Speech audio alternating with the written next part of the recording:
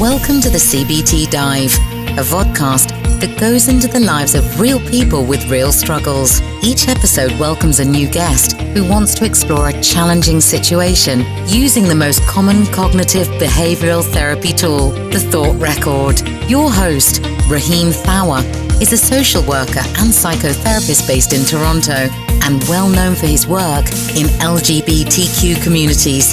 He's created the CBT Dive to demystify what therapy can look like and share intervention skills for wellness. We hope that each episode helps you along on your own journey for insight and self-compassion.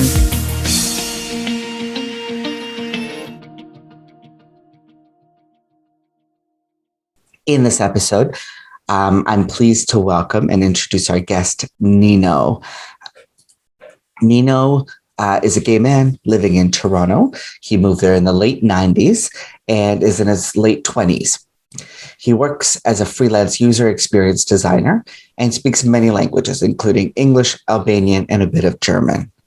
Welcome to this vodcast, Nino. Thank you. It's good to be here. Great.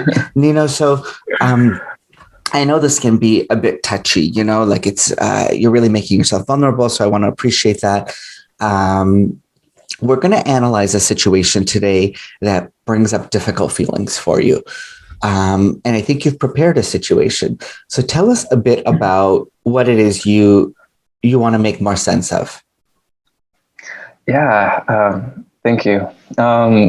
So one issue that I'm dealing with right now is with my confidence during my job hunt and work.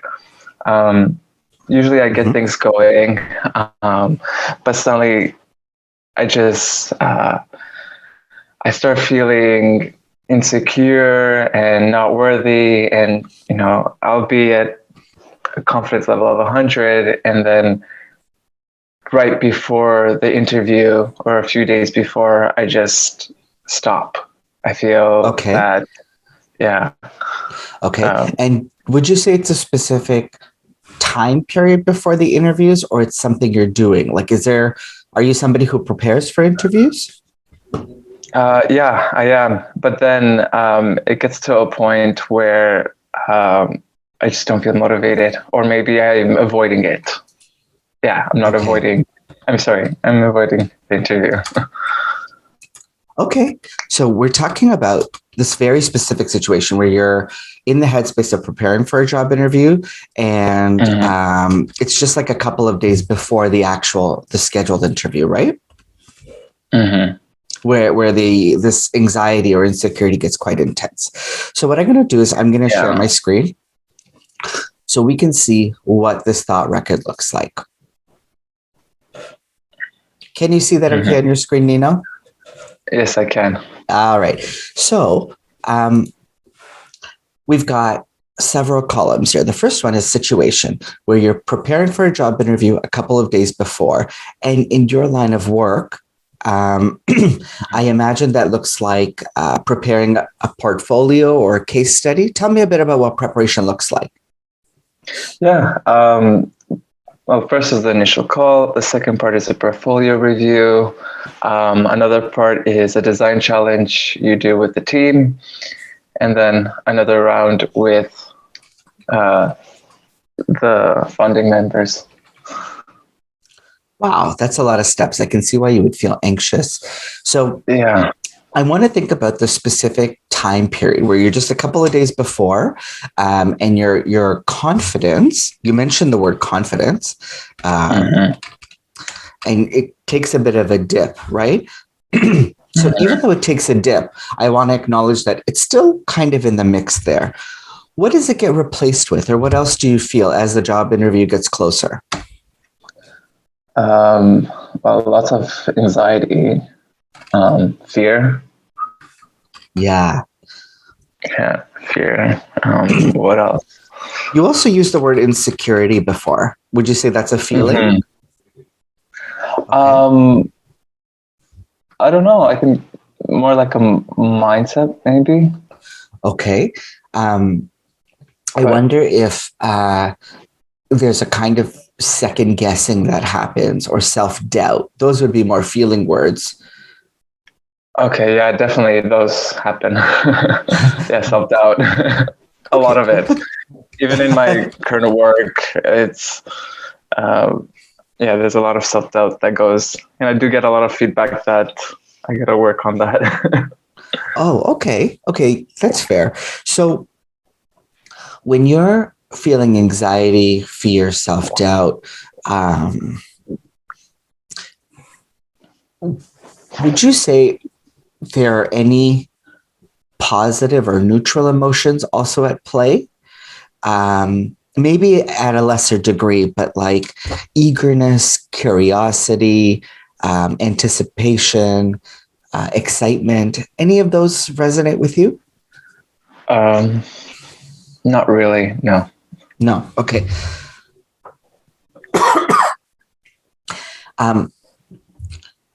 In this situation where you're preparing for the job interview, can you tell me how would you rate your confidence level on a scale of 1 to 10? 10 being most high or intense and 1 being very low. I would say a 4. 4. Okay. Mm-hmm. And what about your anxiety on a scale of 1 to 10? This is before the interview, like a few days before? Exactly, yes.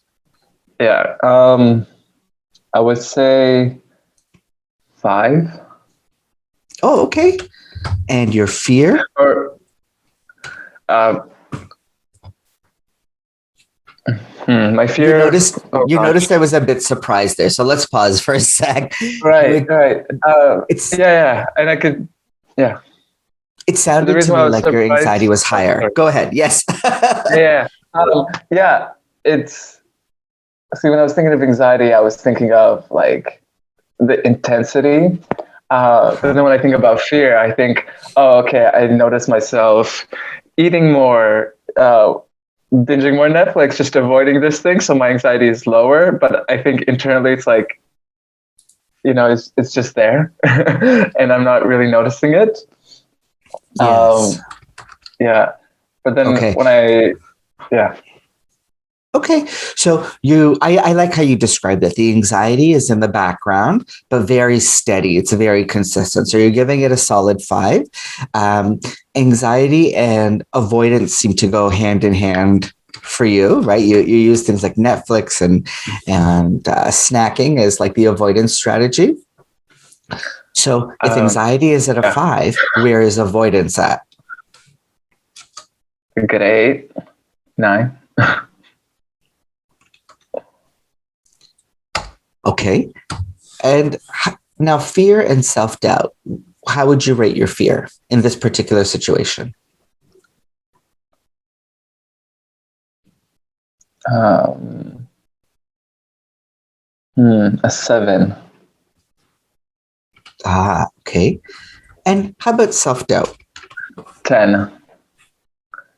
Wow. Yeah, okay. 10. And the reason, why I say 10 is, because I was having a conversation with myself earlier saying, oh, you know what, I'm not for the job. Somebody else could do it better. So it's like, So that takes us to the next column, actually, where it says behavior. Okay. This means like, what is it that you do when you feel some of these intense feelings? And for self-doubt, it seems like for you, there's some negative self-talk that happens. What else happens? You mentioned that you watch TV. Did you say you binge watch? I do. Okay. Binge watch, binge eat.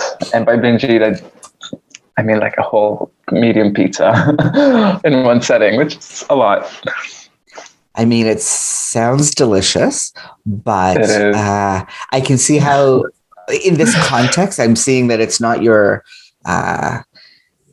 desired fun night. It's a function of the avoidance. So probably, I imagine it comes with some additional feelings like guilt or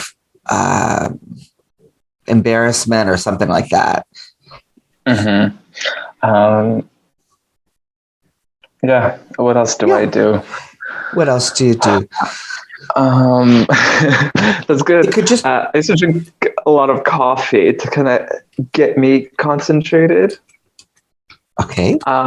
But then that would also not work at times. So Well, it's a yeah, hit I and can. miss.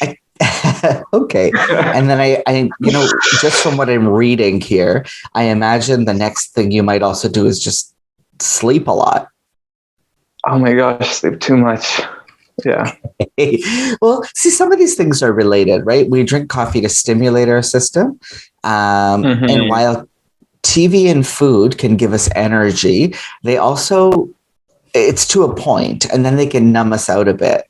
Right. And then the next logical avoidance strategy would be to sleep to recover from just the highs and lows between the coffee and the peak degrees, Yeah. Okay. So now another thing. Go ahead. Oh, I just wanted to add, sometimes I would play games on my phone or just, again, binge videos on YouTube.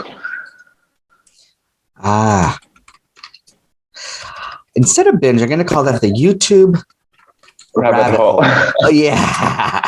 I mean, a lot of us know about that, right? Okay. So we have a really clear picture of what the job preparation process is like for you. And it's not reflected here, but I know from what you've already told me that your confidence tends to be really high in the beginning. And then it kind of plummets a couple days before. And so from what you've described, the couple days before are a bit torturous. They don't sound pleasant. Yeah.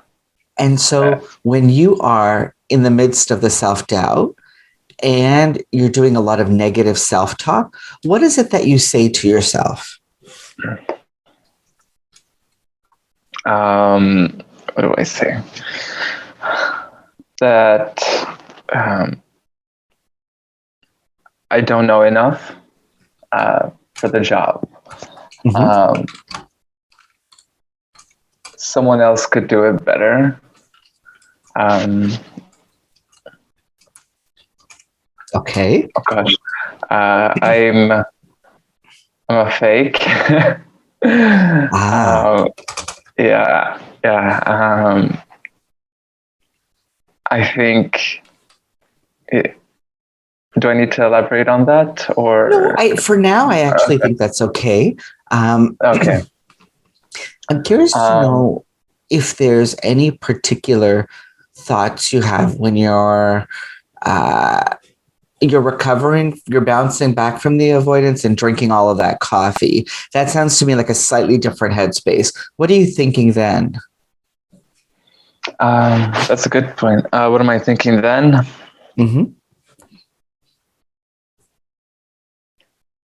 Oh gosh, more confident for sure, or focused. I'm thinking, okay, I know this. I can do this. Oh, okay. Let's slow down for a second. It's really not a quiz. So if you can't think of anything, that's fine. I think you kind of alluded to it already, where you said, "I drink more coffee because I need to focus." Exactly. So I'm just going to say I need to be able to focus, because that's some of the, the self-talk. That's part of your self-talk, and it's actually a very clear thought that you're having at the time. So that's actually quite good. Yeah. Oh, I can also add a few more things. Yeah. Okay, sure. Yeah. Now that I'm like, things are connecting. Yeah, I need to get work done. And what I mean by that, I think one issue that I might have is maybe my expectations are higher in the amount of work to get done within a day. And when I don't get that done, I feel that I didn't do enough. Yeah. So I'm going to rephrase that a bit to say I'm not meeting my own expectations. I'm not meeting my own expectations or getting enough done in the day. Or not or. And. Right? So look, these are a good number of thoughts that you're experiencing. Now, I'm going to ask you a few follow-up questions about some of these, right? I want to know about this, like the first three things you said, like, I don't know enough about the job, someone else could do it better, and I'm a fake. They kind of sound related to me, right? Now, tell me, why do you think you don't know enough about the job? Well, I'm still relatively new to the field, and the role is, it's just not that I have, let's see. Yeah, I've been doing freelance work for most of the times, and this is a full-time job with a startup. Yeah, I know that I still have to learn a lot of things. Okay, so I'm just rephrasing that slightly, and I'm gonna read it to you in 1 sec. So what I'm hearing here is the context and setting of this job is different from what I'm used to, right? And you're talking about the move from freelance to working at a startup, so being an employee. Is that right? Okay. Correct. So if the context and setting of the job is different, what does that mean for your ability to perform? Where do you think you'll fall through? Or where do you think, what is it that you think you won't be able to do well?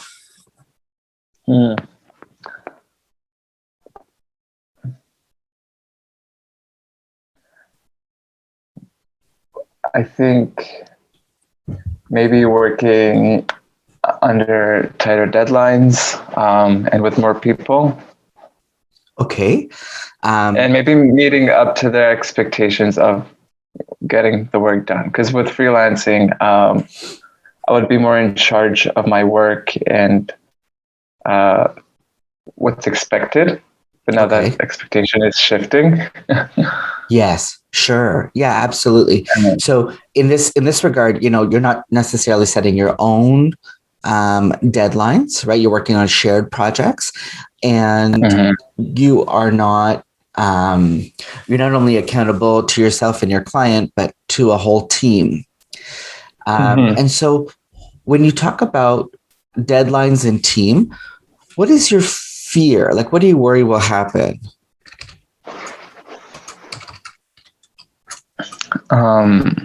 That I won't be able to meet it, and my work what will be happen if you disappointing. can't? My work will be disappointing. Yeah, and if I can't, that I don't seem to get work done on time or fast enough. So if your work is disappointing to others, either because of your rate of production or whether or not you work well with the team, what will be the end result? So if your work is disappointing, then what happens to you? I get fired. Okay. And why is that so bad? Some people would say I got fired because it wasn't the right fit, or I quit because it wasn't the right fit. For you, it seems to mean something a bit different. So if your work is disappointing to others and you get fired, what does it say about you? Yeah. Oh gosh, that I can't hold a job. Okay. Yeah. And tell me a bit about this idea that you can't hold a job. Is that a fear you've had for a long time? Is that a belief that's kind of haunted you?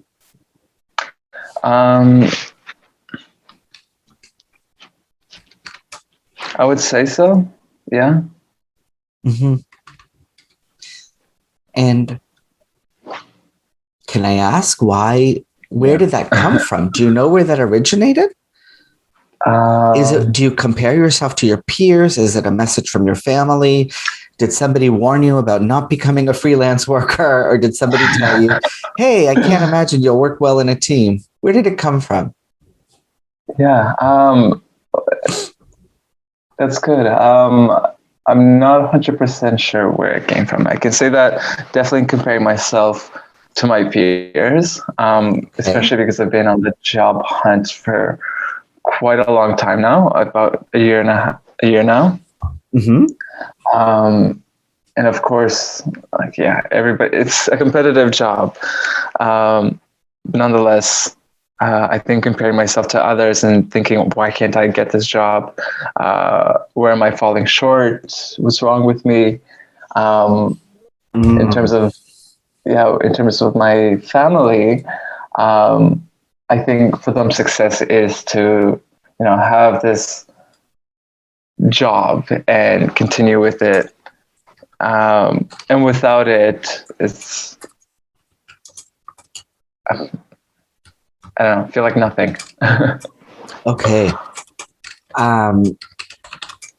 So, one of the things you said that is you've been looking for a job for a while. And so there's a lot of weight on this particular opportunity. So I noted that under automatic thoughts. But I also want to pick up on this idea of the family message. Your family kind of sent you a message that having work or consistent work is important. Is that what they've kind of said to you? Or have they given you a stronger message? Like, if you don't hold down a job for X number of years, then this will happen. Right now I'm thinking about them. Screw them. They would say, no, it just depends on the job. But even then, even if I were to get a doctor, they would just down talk me to saying, oh, you can't hold a job for whatever.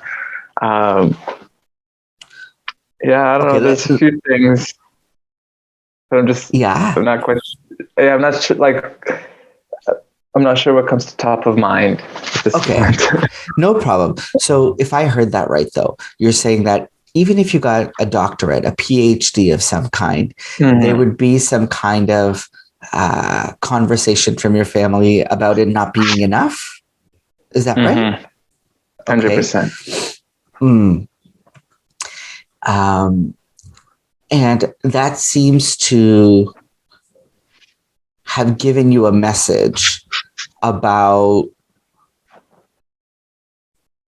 not being enough or disappointing your family, or maybe both, right? So we don't necessarily have to create a new thought from this. You've already said when it comes to deadlines and team expectations, one thing that comes up for you is that my work will be disappointing.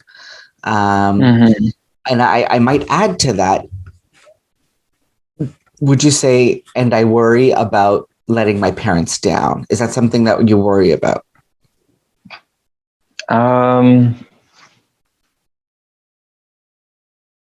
Not so, a bit, yeah. A bit. So they're in your life right now, like they would ask you about your interview that's coming up and how you might feel. Like, do they get excited about your job prospects? Do they know that much about your day-to-day life? Yeah. So for my mother, every time I would tell her, or actually before the case used to be, I would tell her, she would ask, oh, did you get a job yet? What's the situation? But it would feel very invasive. And then when I tell her about a failed interview, she would kind of pout or say things like, oh, hopefully next time. Okay. But one second. Those are nice words to say, but the way she says it is different.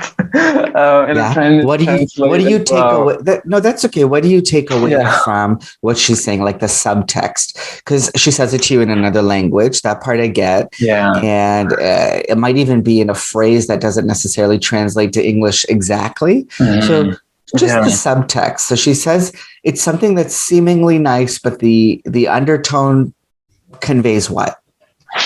But it says, oh, you haven't gotten a job yet, or, oh, I'm disappointed. What else? And if your mom feels disappointed in you, what do you walk away with? Do you end up feeling like, hey, I'm a disappointment? Yeah. And like, I just don't go back to her and tell her about my, my interviews. It's gotten to that point because it just, this, I don't know, it's not a good feeling that I come out with. Yeah. So I'm going to say here, then I'll let my mother or family down and I'll be a disappointment. Now, I kind of know where that, oh, sorry. No, what were you going to say? Go ahead. It reminds me of the time when I was in school and I got in university and I got a B+ in my first semester of statistics. Right. No, actually B+. Yeah, in my first semester. And I remember just doing that exam. I even cried at the end because one of the major questions I got wrong. But then when I got the mark and then I showed my mother and she goes, oh, you couldn't get an A? And I'm just, that's something that's grained in my head.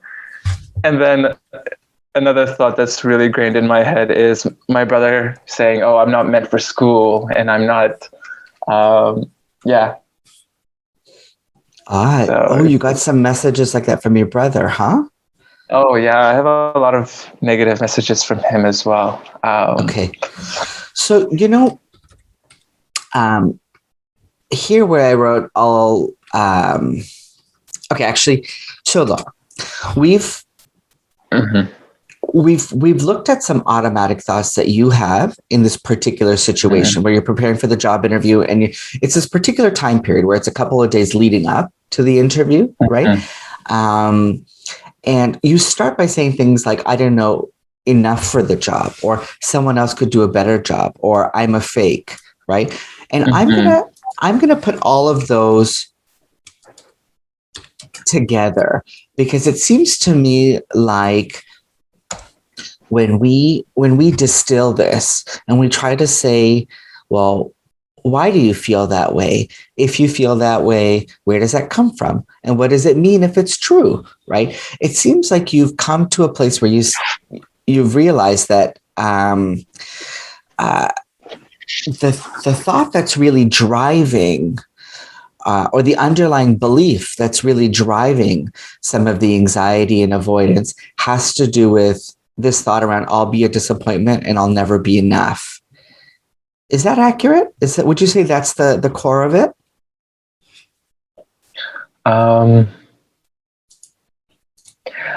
Yes, I think I'd also like to add in one more thing.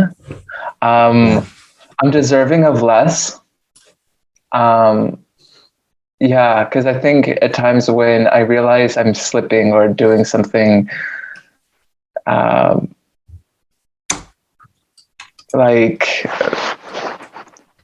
one thought that came to mind was from when I don't prepare for the interview, I would say, oh, I deserve to be in this position I'm in right now and not go further.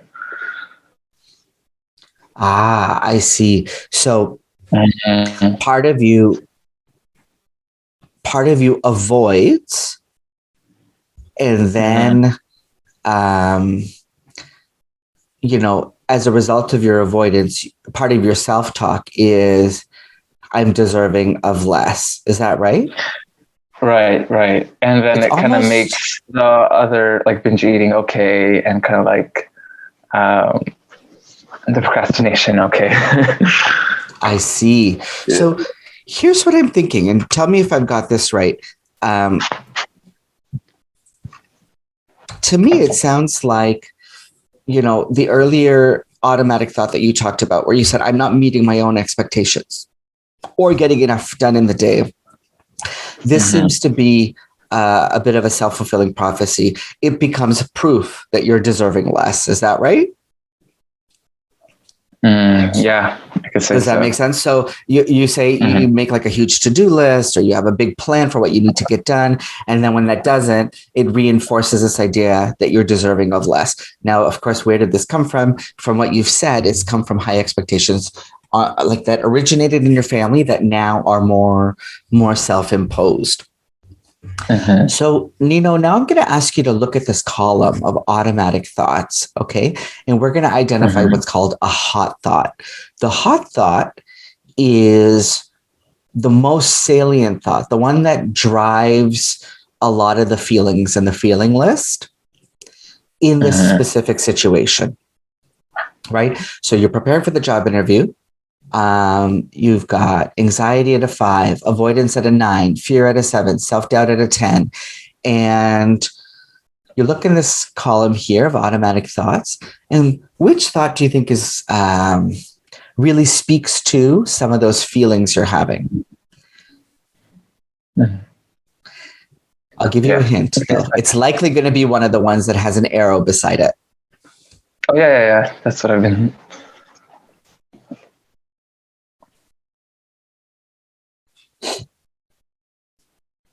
I would say deadlines and team expectations. Like my work will be disappointing. Okay. Yeah. Okay. So I'm going to bold that, right? So I prepared for a job interview a couple of days before. Confidence 4, anxiety 5, avoidance 9, fear 7, self-doubt 10. What's your behavior? Negative self-talk, binge watch and binge eat. Drink lots of coffee, sleep. Games on phone and YouTube rabbit hole. And what is the big thought that is driving all of this? My work will be disappointing. Okay, take a deep breath.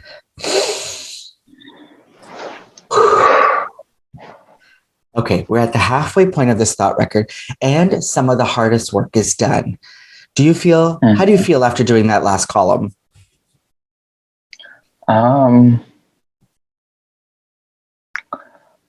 A bit sad to see that and how these things are connected. In a way, I kind of know, but to actually see it laid out like this, right? Yeah, it helps you connect some of the pieces. Yeah, it's a good thing. Okay. It's a good thing.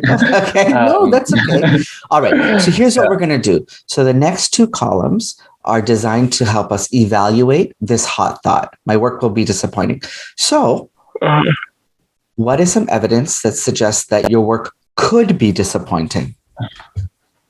So, for example, maybe you receive bad criticism, or you didn't do so well on something in a work context.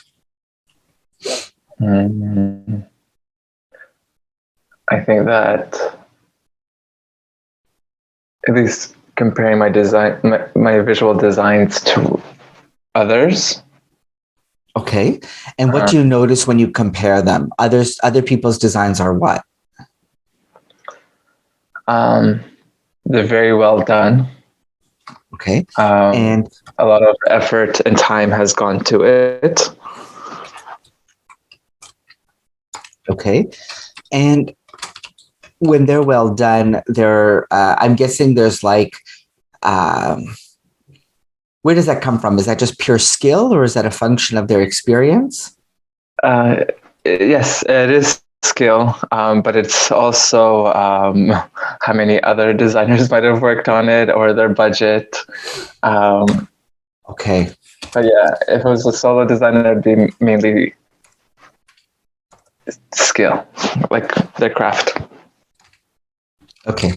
So there's like all these, so others people's designs are done really well. And you're acknowledging that that has to do with budget, team, skills, and experience. But for you, what really stands out is the skills part, right? Because that's how you understand it. When you're comparing, you're like, oh, their skills might be better than mine. Right. Okay. So I want to honor that, because that might be true. Like, I don't know, I'm not in your field. I'm not evaluating your work. I'm only evaluating your thoughts. So Right. my work will be disappointing is your hot thought. Some evidence that suggests that could be true is that other people's designs are really well done. Okay. Anything else, or what else?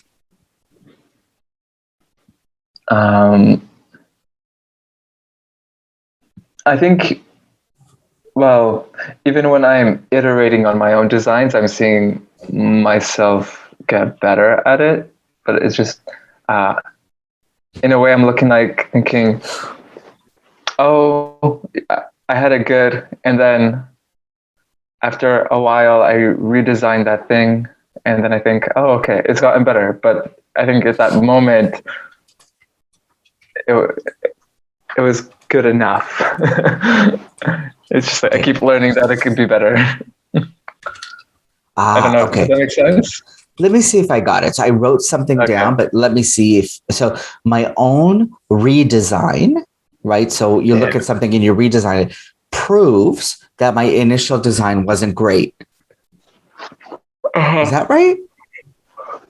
Yeah, or wasn't good, or great. Yeah.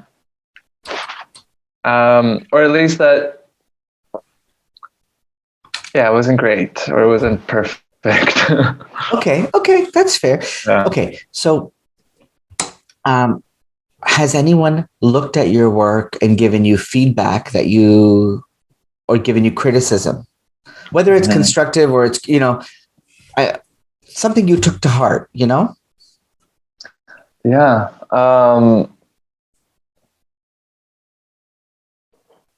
Well, usually when I do present my work, I haven't gotten any negative feedback. Okay. Actually, I'm thinking one person did give some negative criticism. Okay. When was that? To it, I think about a week and a half ago. Okay. And what did they say?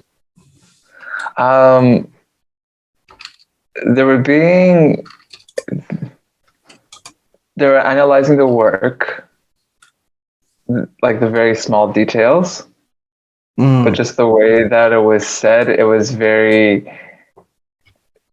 coming from a point of like, I know it,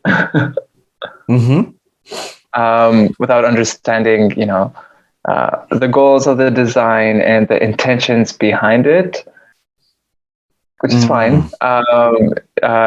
It's encouraged. But I think it's just like nitpicking the small details was, that got to me.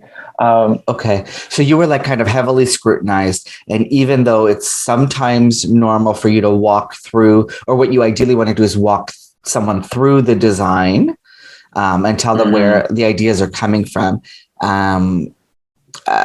This person didn't give you an opportunity to do that and just gave you the negative feedback. And so it irked you, but also stood with you, right? It stayed with you. You weren't like, well, he didn't let me walk him through the process, so I'm going to discount his feedback. The negative feedback still stuck with you. Is that right? It's right. Yeah. Okay. Okay. So tell me something. In this field of creating a unique user design experience, which is what you do, and you create, I've seen some of your designing work as well. Is it common? Is it a normal part of or a common place in the work to be evaluated all the time? Yes. Yes. Okay. Yes. And when you do multiple iterations of something, and the work gets better and better, have you had experiences of clients who are not disappointed? Yeah. Usually it is an improvement, and usually when you've worked on your own, people have been pleased with your work. Is that right? That's right. Okay, so in the column that says evidence that does not support the hot thought, right? We're looking for ways to counter this idea that my work will be disappointing. And the first one is that usually clients are pleased. That's correct. With the final result.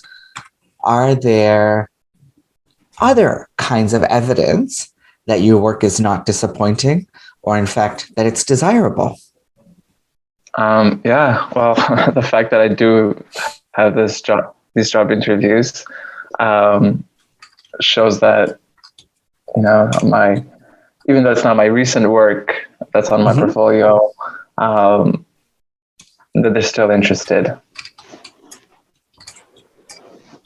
Okay, and so to just apply for the job, you had to share pieces of your work. Is that right? Or does that come later? That's right. Okay. So when you get a job interview, they've already evaluated some of your work? Mm. Okay. Briefly on their end. Okay. So I think that's still useful, right? To say getting the job interview on its own says that my work is valuable. Right. Okay. Any other evidence that does not support the hot thought that my work will be disappointing? Or in other words, supports the idea that your work won't be disappointing or will be, in fact, desirable?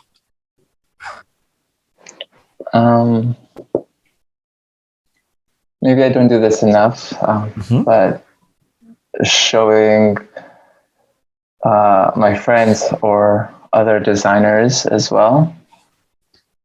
Is that something you already do or something you want to do more of? I want to do more of. Okay. I think, usually when I'm, doing my work, it's just between me and my client and not enough or not feedback from other designers or maybe friends just to see it to get a confidence boost or something. Okay. Yeah. So that's really interesting because you're actually talking about the challenges of working on your own versus working in a team. Because in a team, you can consult with other people. Exactly. Right. Okay. So let's save that for a little bit later because that's not quite evidence that your work will be desirable, but that could be an alternative thought that we come to later. Okay. Do you have any other evidence that supports this idea that your work could be really good or desirable? For example, you could even say, I've felt good about a few projects in particular. Yeah. Actually thinking about the developers who develop the website. Yes. I got good feedback. One of them really, really loved the website and they liked my approach towards it. Okay. So you built a website on your own? And no, I designed the website and work with developers to build it. Okay. Yeah. So how long ago did you get the positive feedback? 3 weeks ago. All right. So you received negative feedback a week and a half ago, and you received good feedback 3 weeks ago. All right. We're going to go to the next column. So far we've got situation, preparing for a job interview, a couple of days before. Confidence 4, anxiety 5, avoidance 9, fear 7, self-doubt 10. We've identified that the hot thought is my work will be disappointing. You've got evidence that supports this idea that it could be disappointing. You've got evidence that suggests that it won't be disappointing and in fact could be desirable. So instead of, in place of this thought, my work will be disappointing, what would be a more realistic alternative thought? Now, the alternative thought should take into account the evidence that you have here in both columns.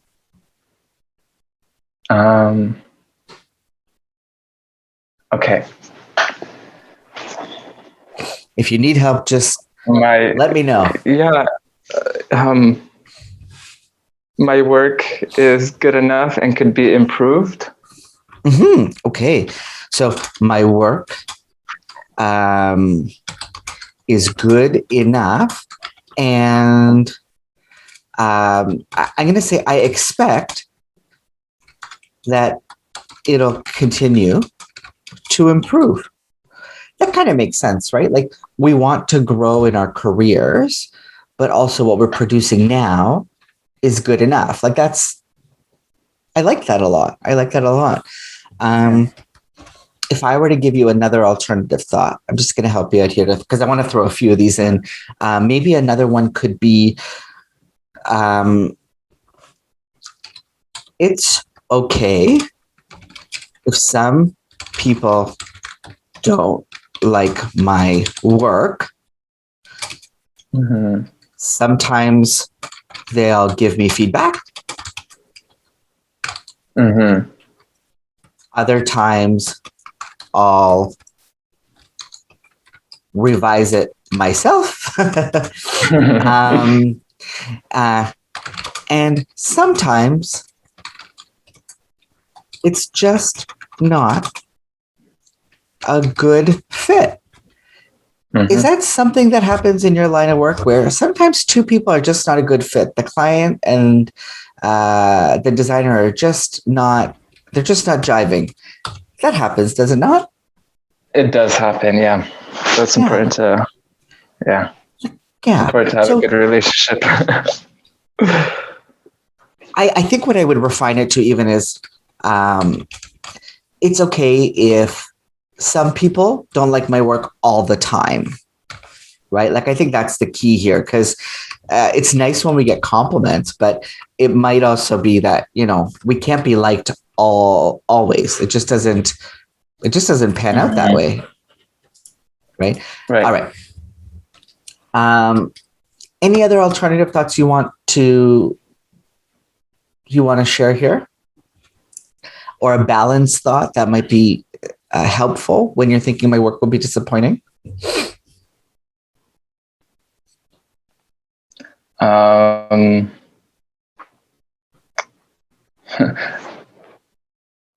think the word "let them decide" comes to mind, and that's referring to feedback from the client. I think also another part of my work is usability testing, where I set up a test with participants to actually use the design or application and see, how they go about it and get their feedback, which is very helpful. It's more. So what you're telling yourself here is, I can put off self-criticism until the usability test? Yeah. Okay. Because the self-criticism ends up being a bit of a block, right? Yeah. Until going to. Okay, so I can. Sorry, yeah. I was gonna say, the self-criticism could go into its own rabbit hole. Yeah, no, I bet. Okay, so we've got some good alternative thoughts here, right? My work is good enough and I expect that it'll continue to improve. I can put off self-criticism until the usability test. It's okay if some people don't like my work all the time. Of these three, which one do you like the most? Which one do you feel really makes you feel a bit more confident or really sits well with you? It feels like a realistic thing that you could tell yourself. The first one. Yeah, my work is good enough and I expect that it'll continue to improve, right? So when you say that to yourself, I'm now curious about where your confidence level is. So it started at a 4. Where is it now? I'd say a good 6. Okay. And when you say to yourself, my work is good enough and I expect that it'll continue to improve, where is your anxiety on a scale of 1 to 10? 6. Okay. Yeah. Yeah, 6. That's okay. All right. And what about this feeling of avoidance?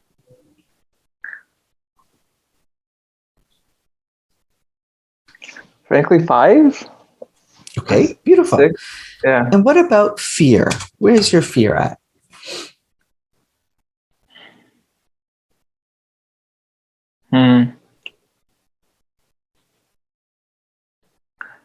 I don't know. 3. Beautiful. And what about your self-doubt? 3 as well, or 4. 3. Okay, yeah, 3 or 4. That's fine. I can even put 4. So confidence went from 4 to 6. Anxiety, 5 to 6. So the anxiety is still there. Avoidance, 9 down to 5. Fear from 7 down to 3. And self-doubt from 10 down to 4. Let's take another deep breath. What are your reflections on this process and making use of the alternative thought? What are you noticing? What are you thinking about? What are you realizing? What's coming up for you? I'm realizing that I'm dependent on others for feedback, and I guess criticism. So on my work, so that I can improve and get better. And if I don't have that, I feel stuck, and I could be stuck with this work and not improving. Yes. And so even though getting feedback is a normal part of the job, if you introduce the feedback too soon, it seems like it disrupts your process, right? It seems like in the work you're doing, there's this process of like you create something and then it's normal to redraft it, or it's normal to get feedback and then improve it. You also have like this usability test, right? So it's important to kind of hold off on the evaluation, it seems, for a while.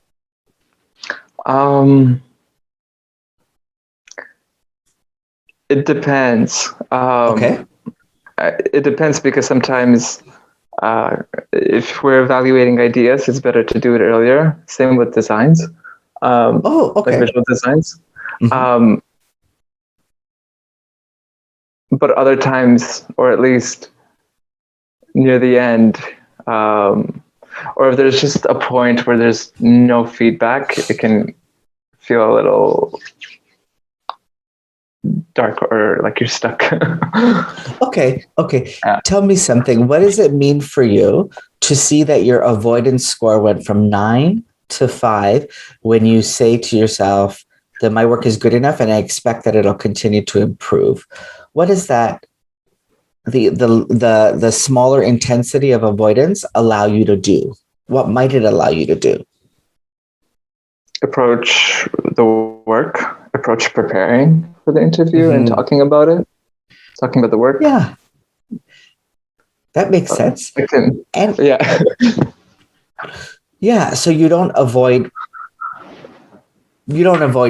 preparing, right? And I also wonder, is there a limit to how much you need to prepare? Like, does it go overboard sometimes because of the pressure you put on yourself? That is a great question. Yeah. That tends to happen as well. Okay. So, I definitely can get too into it. Spend a lot of time trying to get everything right. Yes. And then sometimes when I spend too much time on it, and then I just think, or at least maybe lack of sleep gets me into this negative thought pattern, and then boom, I just think, what, I'm not meant for it. Okay, so these are some good contextual things to keep in mind, right? Like in the context of the thought record, we're just analyzing the automatic thoughts coming up with a hot thought and then an alternative. And we see that the intensity of some of the feelings go down, and that could bring you to a better place. It could help you prepare better. It could help you be in a better headspace for the job interview. It could boost your confidence.